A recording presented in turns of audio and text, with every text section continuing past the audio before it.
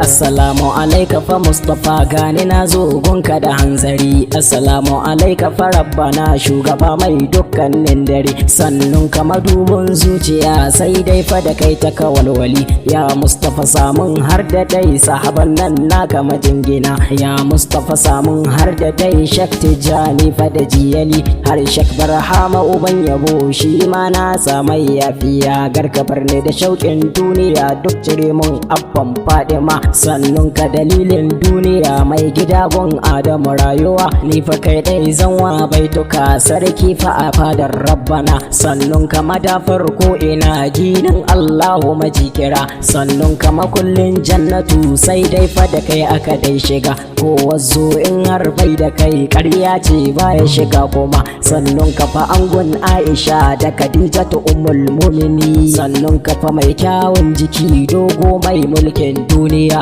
Sannun kafa mai kyawu na ce mai doki mai jaki daya. Sannun kafa mai karfin duka ka take wuyan wasu yan diya. Labbaikum ka kai ka zamto min dai garkuwa.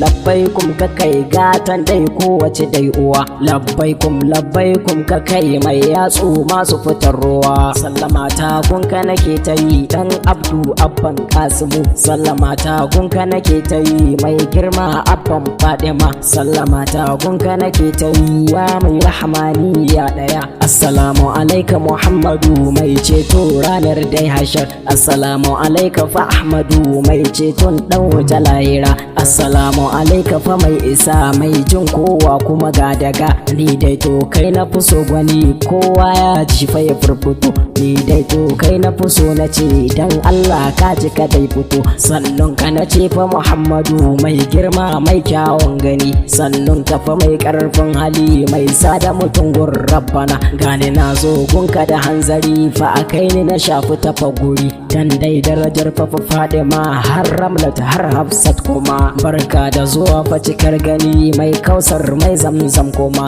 Barka da zuwa fa isar mutum mai dai Uhudu fa da dai Badar. Barka da zuwa fa isar fa mursalai har dai fa mala'iku. Sannun ka fa izzar taliki sai dai fa da kai ya kawalwala. Sannun ka na ce fa cikar gani mai kyauta kowace safiya. Ban dai fa da kowa ban da kai dan Allah kai mun yafiya. Sannun ka na ce mai martaba ka fa zamto abba ko uwa. Ni dai to nan zan dai tsaya ka fa amsa dan Allah kuma.